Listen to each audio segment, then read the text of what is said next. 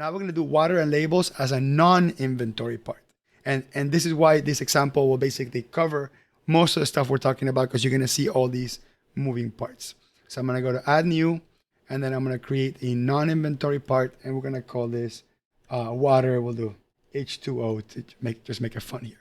Now, very important, whenever you create a non-inventory part that you plan to use in a manufacturing process, you have to click on this checkbox that says this item is used in an assembly or purchased for a specific customer job. It's extremely important you click that box, because if you don't, it won't translate the cost into the bill of materials. So let's say the cost of water is also going to be by the gallon or by the fluid ounce. So we'll take the same unit of measure here, conversion. And let's say that the 1 gallon of water is roughly, remember this is not drinking water, this is roughly about 18 cents. And this is roughly what our water company charges us, or utility water company charges us. So the expense account in this case would be utilities.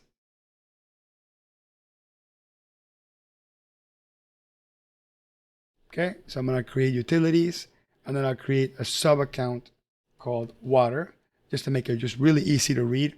And the preferred vendor is going to be, let's say, Florida Water Corp, right? That's typically going to be like your city or your county or whatever that provides water. For the income account, again, I'm never going to sell this, but I'll use the same expense account here called water utilities. Now, the reason why I'm using this is because what I'm going to do is I'm going to extract the cost away from my actual utilities cost, and then to transfer it into inventory. And at some point, hopefully, our utilities cost will be very minimal, because we decided to transfer all our overhead utility costs of water, or most of it, to our manufacturing process. So we'll go ahead and click on OK.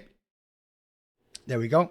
And then that will give you an idea more or less of that inventory part. So I'm going to go ahead and click on duplicate here. And then I'm going to do now, what was it? The labels. Okay. Let's do a label 20 ounce.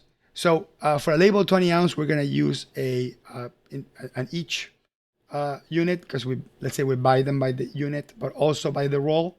So what we'll do here is we're going to consume each anyway, but when we buy them by the roll. So I'm going to edit this unit of measure here and create here 100 pack roll.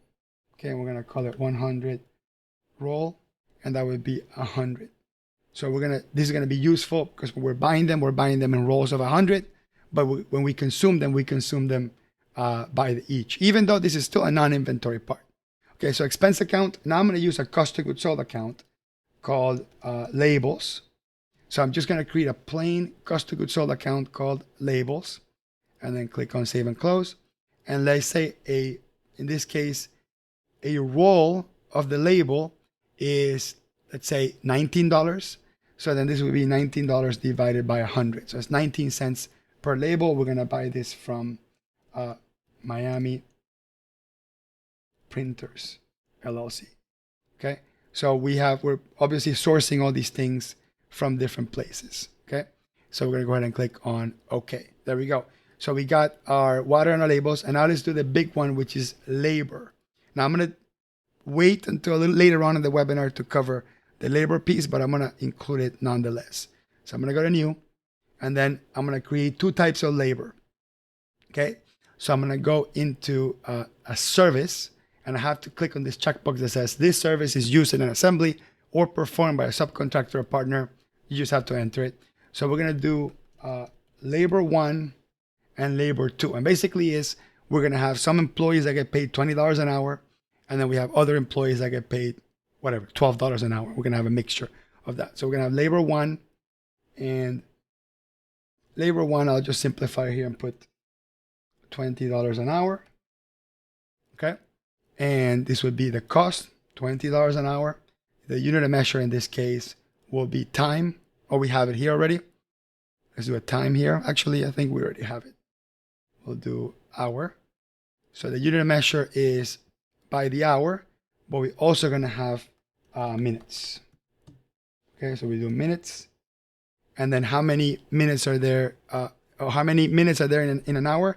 That would be 1 divided by 60.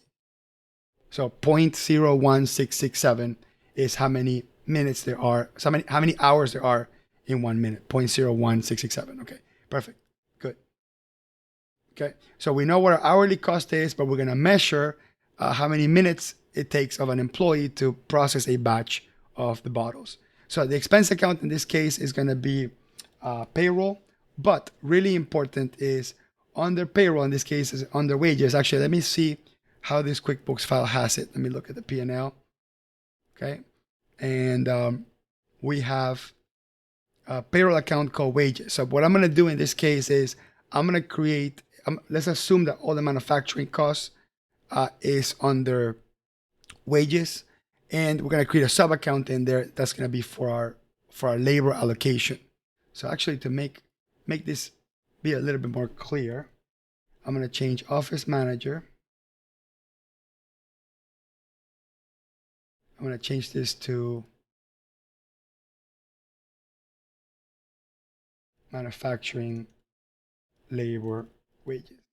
That's going to make it a lot easier to read when we're looking at this. So we got manufacturing labor wages, and then we're going to, in here, we're going to come into wages, and then we're going to create a sub account under it with the same name, but then next to it, I'm going to put allocation. I wonder if that will fit. Okay, perfect, that fit.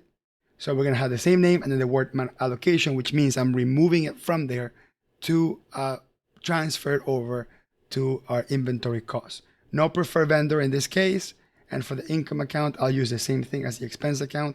Again, I'm never going to sell this service, period. So we'll go ahead and click on OK.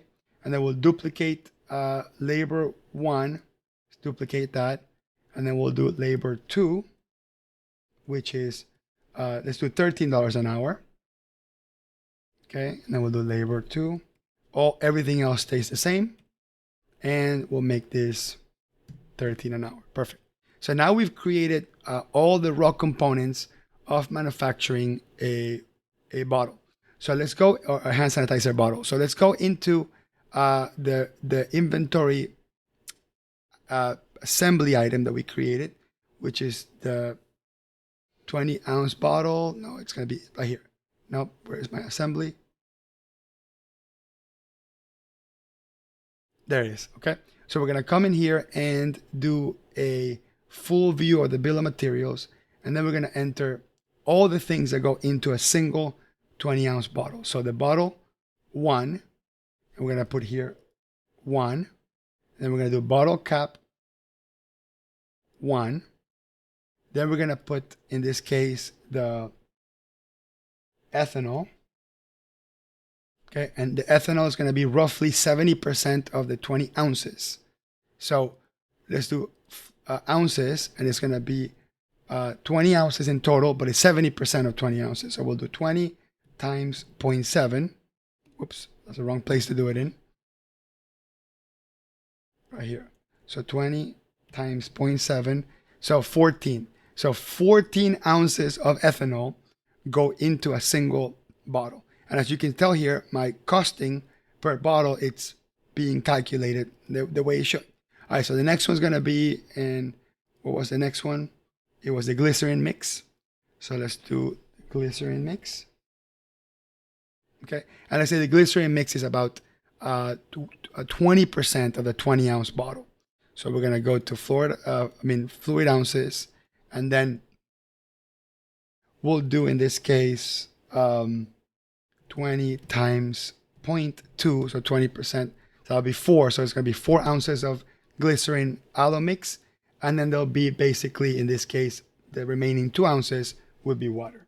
So we'll do water, and that's going to be 2 ounces, which is probably going to render 0 cost. Yeah, it renders 0 cost in this case. And the challenge behind this is that QuickBooks can only round to 2 on the BOM. So in this case, the water cost is totally inconsequential per unit. However, I'm going to go ahead and remove this for a second, just to kind of illustrate a different example. I'm going to illustrate that. I'm going to hit OK. And then I'm going to hit OK. I'm going to go back into the water. And in order to kind of simplify my life here, I'm going to change the unit of measure to ounce. Okay, so I'm just kind of making it as simple as possible. I'm gonna change the unit of measure of water an ounce. Okay, and ounce of water. We'll call this OZ, and then we'll just make this finish that, and we'll just make this 1 cent. Okay, just because I want to translate some part of the value of my utilities water cost into the unit. And again, the minimum needs to be a cent. Otherwise, if you can't get a cent in there, it won't even show up. So we'll go back here, go back to our bill of materials, and add the water. Okay, so that's it. Just 1 cent worth of water in every bottle. Again, that's inaccurate because it's a fraction of a cent. But to illustrate kind of the process, we'll do that. Then we'll do labor. So let's say we measured how many minutes it takes. So this is the tricky part, right?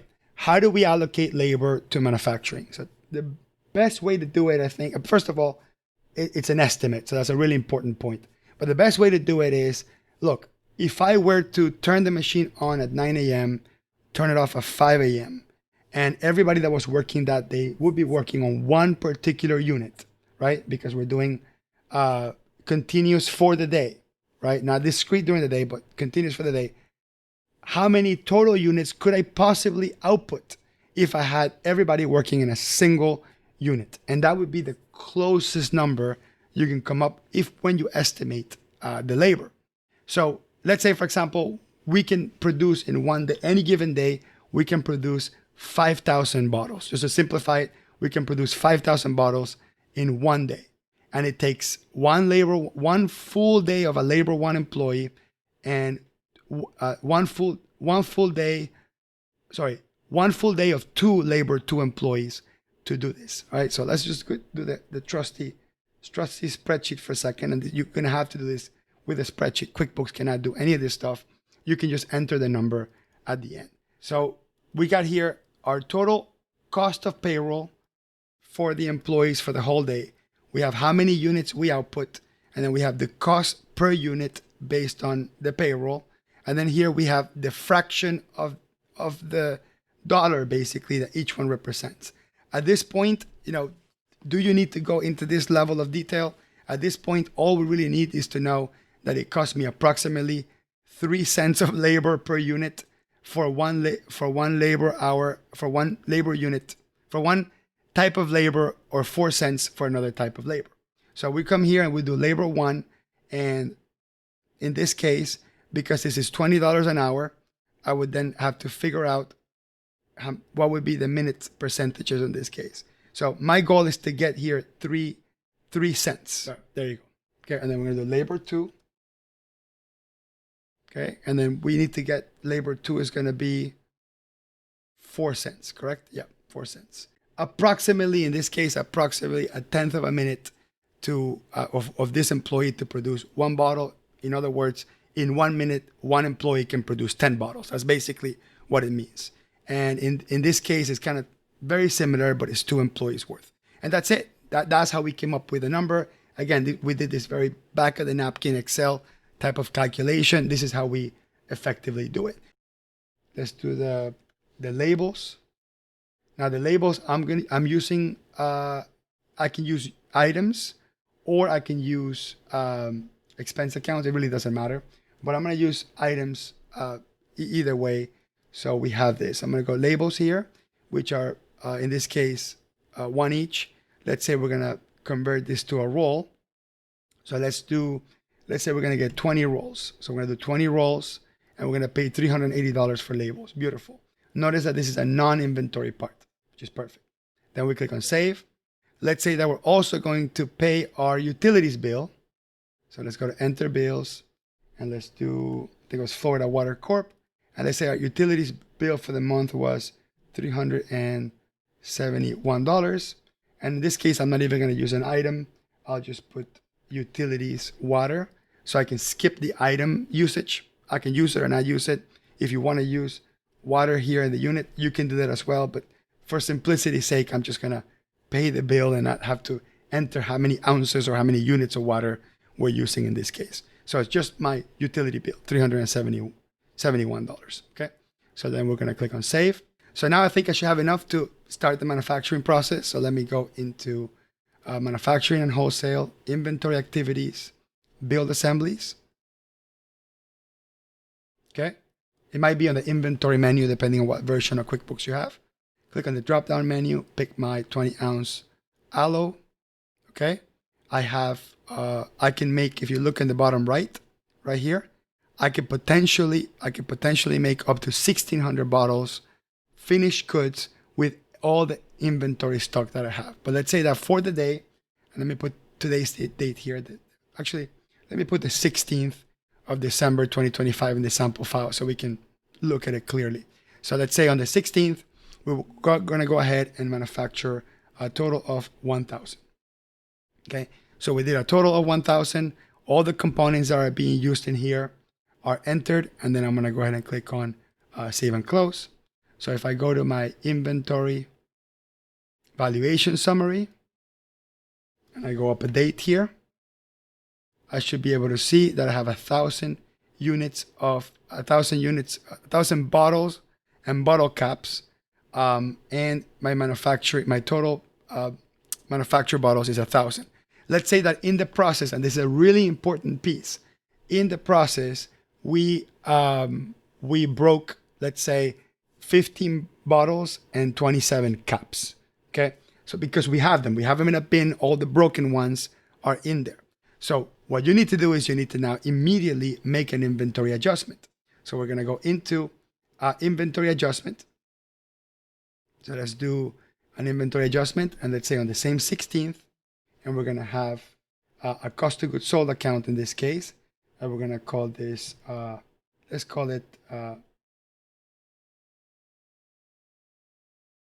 going to call it yield errors. And basically, I'm going to have a cost of goods sold account where every single time I have waste or errors in my yield calculation or things that are broken that have no value, I'm going to enter them in there. You can call them whatever you want. Usually I hide them under a big cost of goods sold category, but I'm just doing it so you can kind of see the illustration there. So let's do bottle caps. So we got bottle caps, and that was like, I think it was 27. So let's do 1,000 minus 27. So now we have 973. And then we'll have the bottles. I forgot what I said that we lost in bottles. Let's say we lost 20 bottles. So the new count is 980. So basically, I'm immediately going to cost these bottles and send them into yield errors. Now I can show you a different way to go about doing this, which is sort of the advanced portion of this. But for now, let's do it like this so we can know exactly what's going on. So I'm going to go ahead and click on save and close. And there we go. So I'm going to run a profit and loss report for the 16th. So let's do 12/16/2025, 12/16/2025. And we have our yield error for 1317 has been posted. Our water has been reduced by $10. Okay. And our manufacturing wages were reduced by $76. Let me zoom this in so we can see a little bit bigger font. And the reason why this is so important is you need to understand accounting for overhead. What we've done is posted a cost for the things that we wasted. We posted a reduction of cost for water because we're transferring the cost of our utilities towards inventory. And we're also reducing the cost of labor, because we're transferring money from labor into our manufacturing. Now I'm going to do the report for the whole month in this case. So we're going to click on refresh, and then we're going to notice, I'm going to go down here to labels right here. See, notice. So we spent $380 in labels. We haven't consumed them yet. Okay. And why haven't we consumed them? That is an error. Hold on a second. Give me a second. I think I missed the label. Or did I? Yes, I did. Perfect. I'm actually glad that happened. That's how I'm going to save the error. I made the mistake. Okay, I missed it. So I think I didn't put a label on these, and that's why we didn't see that happen. So, yeah, we missed the label. All right. So the one thing that was missing here was a label. So we're going to put a label here, and the label, it's one label, and then we're going to click OK. And then OK. Perfect. So now when I go back into my profit and loss, my label still hasn't been touched yet because I could change the BOM, but it doesn't retroactively go back and fix a build assembly. So I would have to go back into the build assembly and fix it manually, or delete the build assembly and do it again.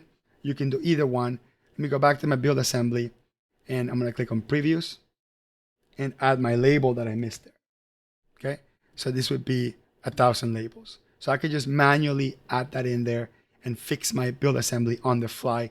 That's only available in QuickBooks Enterprise. QuickBooks Premier, which can do assemblies, doesn't allow you to touch the build assembly on the fly. You will literally have to delete the assembly and redo it for it to include the item that was missing from the original BOM. So I'm gonna go back and hit build and close. Actually, I'm gonna make this on the 17th on purpose. We'll see why. I'm gonna go to build and close and hit yes.